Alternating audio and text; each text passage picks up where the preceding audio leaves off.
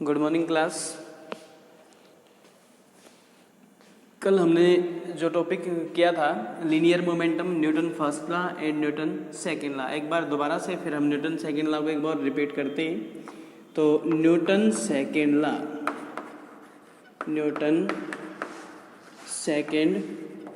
Law of motion,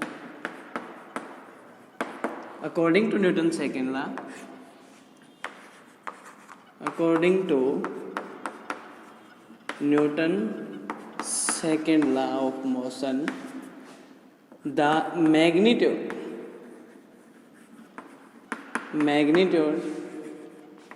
of force is directly proportional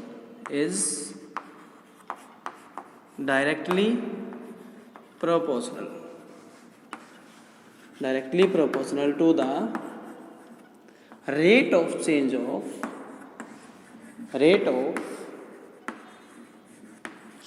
of linear momentum.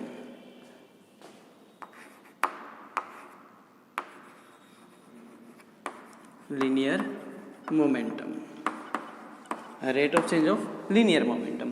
तो linear momentum को हम P से denote करते हैं, ये कल हम कर चुके हैं। तो जो आपका F है, F डायरेक्टली प्रोपोर्शनल हो जाएगा rate of change P2 minus P1। और जब बात आती है रेट ऑफ चेंज का मतलब हम विद रिस्पेक्ट हो जाएंगे time, P2 minus P1 divide by T। अब यहाँ से P is equal to the product of mass and velocity equal to linear momentum. यहाँ से P1 is equal to m1v1, P2 is equal to m2v2। अब इसके अंदर ये value put कर देंगे, F प्रोपोर्शनल हो जाएगा m2v2 minus m1v1 divide by T। अब यहाँ से m1 equal to m2 equal to m। अब यहाँ से m1 इक्वल टू m2 है तो यहाँ से कॉमन आ जाएगा, तो F प्रोपोर्शनल है हमारा m v2 minus v1 divide by T। अब the rate of change of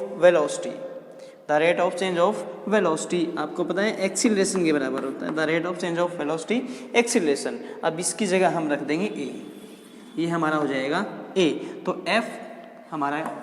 F proportional आ जाएगा m में। प्रोपोर्शनलिटी को हटाने के लिए हम कांस्टेंट यूज करेंगे k m में। तो हमारा जो इक्वेशन आ जाएगी k equal to 1,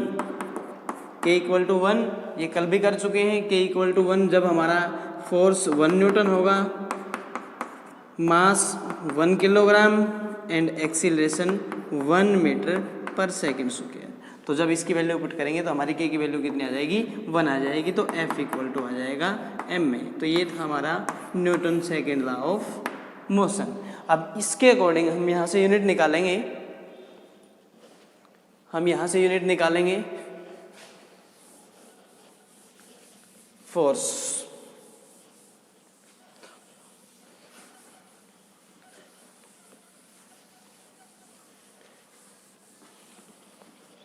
F equal to m में,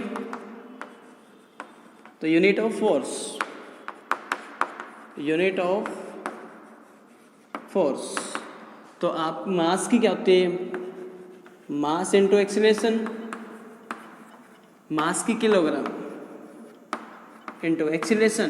the rate of change of velocity v by T, v minus you by T का मतलब क्या है, the rate of change of velocity की होती है मीटर पर सेकेंड डिवाइड बाई सेकेंड। तो हमारी क्या जाएगी, मीटर पर सेकेंड स्क्वायर। तो हमारी जो SI यूनिट आ जाएगी, SI यूनिट ऑफ फोर्स, तो आपकी क्या रहेगी, किलोग्राम मीटर पर सेकेंड स्क्वायर। किलोग्राम मीटर पर सेकेंड स्क्वायर को बोला जाता है न्यूटन, इसको बोला जाता है न्यूटन। तो आप ये यूनिट लिखो या फिर ये लिखो, बात बराबर है दोनों। ये यूनिट आपकी न्यूटन के बराबर होती है, तो 1 न्यूटन इसकी SI यूनिट आ जाती है न्यूटन। अब इसकी CGS में कन्वर्ट करेंगे, तो CGS में जब आप निकालोगे तो CGS में इसकी यूनिट क्या होती है, डायन होती है। CGS में फोर्स की यूनिट क्या होती है, डायन होती है। अब एक बार फिर से हम रिलेशन करते हैं, relation between newton and dyne. relation between Newton and Dyer.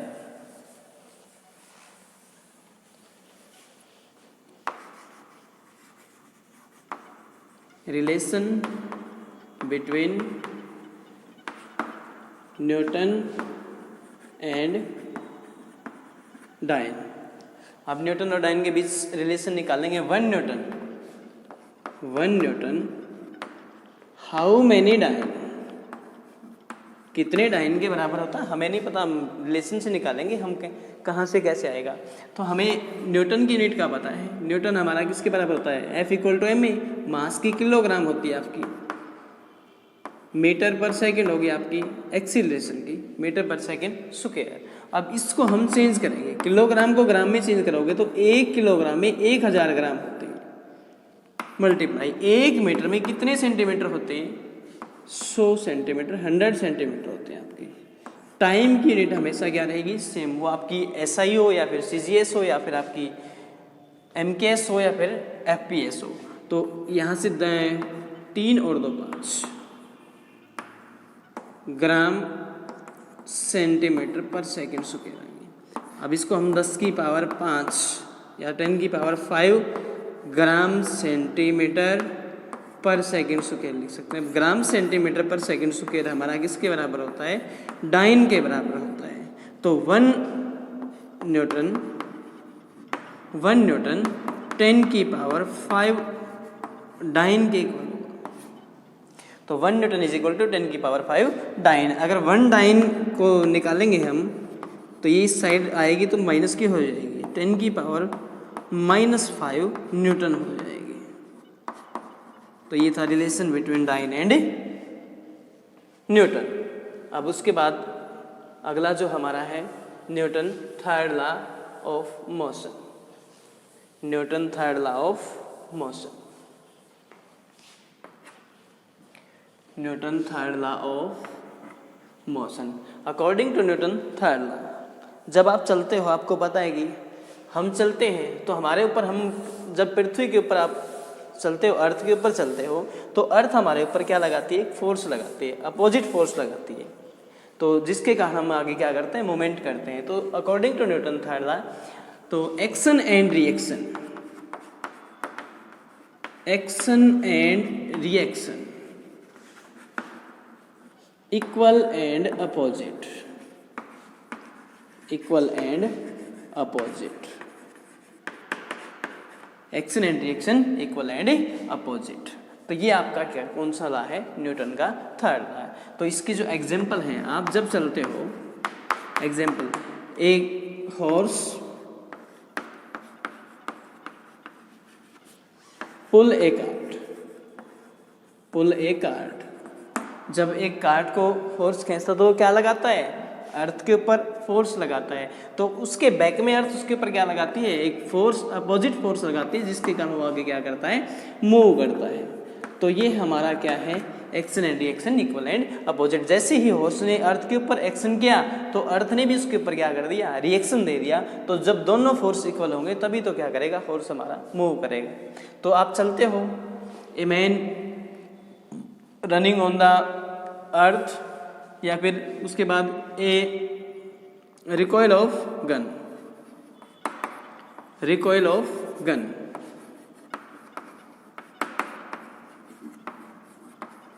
Recoil of gun भी इसका एग्जाम्पल हो जाएगा, क्योंकि जैसे ही गन के अंदर से आपकी जो बुलेट निकलती है तो वो पीछे की तरफ क्या लगाती है, फोर्स लगाती है। तो action and reaction equal and opposite. ये तो आपके किसके एग्जाम्पल रहेंगे, Newton third law of motion.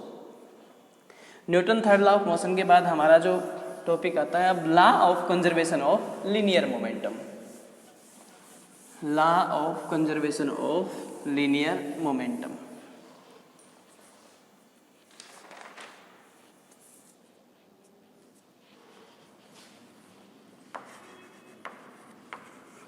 Law of conservation of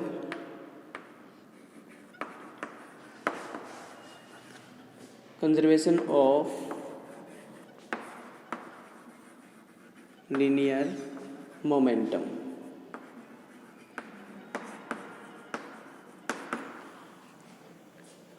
law of conservation of linear momentum. Conservation का मतलब क्या होता है, कंजर्व का मतलब होता है constant. After collision and before collision linear momentum is always constant. After collision and before collision,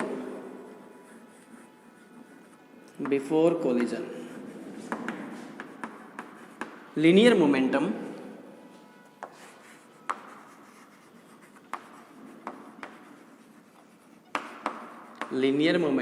always same, या same, do not change, या does not change. तो वो हमारा क्या कहलाया? Law of conservation of linear momentum. अब हमें पता है लीनियर मोमेंटम हमारा किसके बराबर था? P = mv. अब हमारे पास दो क्या हैं? ऑब्जेक्ट हैं. एक ऑब्जेक्ट ये है हमारे पास, दूसरा ऑब्जेक्ट ये है हमारे पास. इसका मास m1, ma, इसका मास है mb. अब जैसे ही यहाँ से स्टार्ट करेगा चलना तो ये स्लाइड करके यहाँ आ जाएगा. तो यहाँ से इसकी जो स्टार्टिंग में इसकी वेलोसिटी है वो इसकी u, इसकी फाइनल वेलोसिटी v. तो ma ua va. अब ये स्टार्ट करेगा यहाँ से चलना तो एक से इस पॉइंट से इस पॉइंट तक जाएगा. तो इसकी जो वेलोसिटी है स्टार्टिंग में u है, यहाँ पे आते आते क्या हो जाएगी? v हो जाएगी. तो mb u. तो first after object A, mass of object ma. उसके बाद वेलोसिटी स्टार्टिंग में है जो आपकी initial velocity of object A equal to हो जाएगी ua. Final velocity of object A हो जाएगी आपकी v. सेम इसमें आपकी जो ऑब्जेक्ट B है, मास ऑफ ऑब्जेक्ट B कितना आ जाएगा? mb. वेलोसिटी इनिशियल वेलोसिटी आपकी क्या रहेगी? ub. और फाइनल वेलोसिटी आपकी हो जाएगी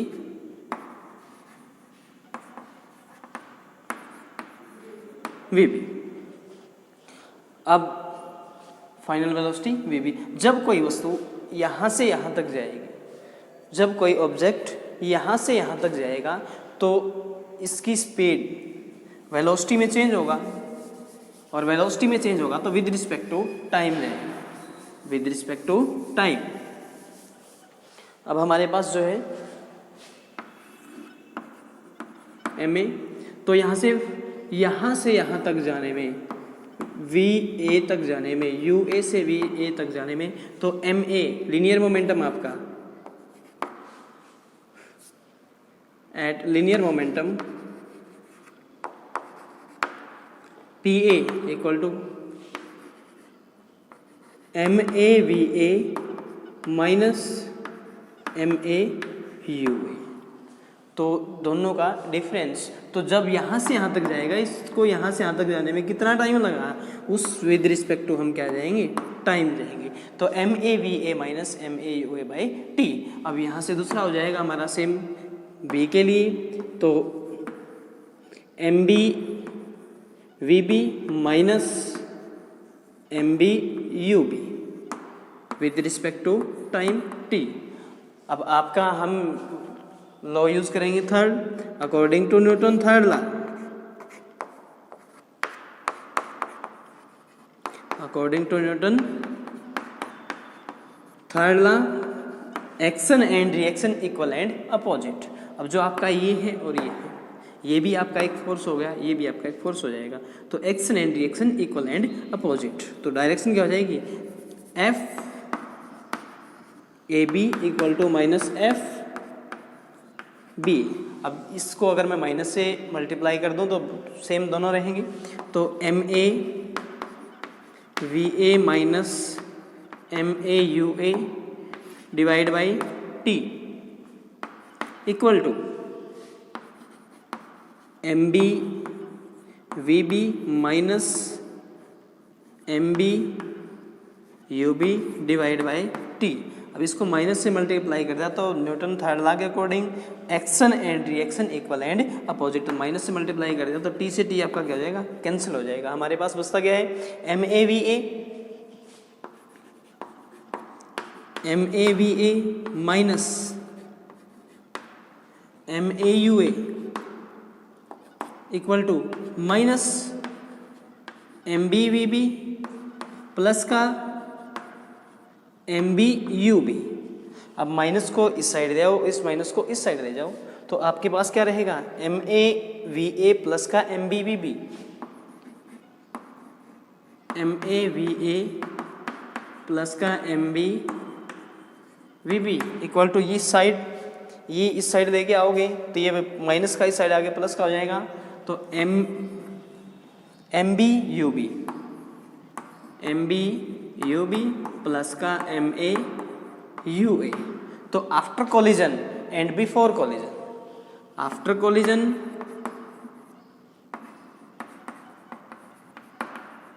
एंड बिफोर कोलिजन,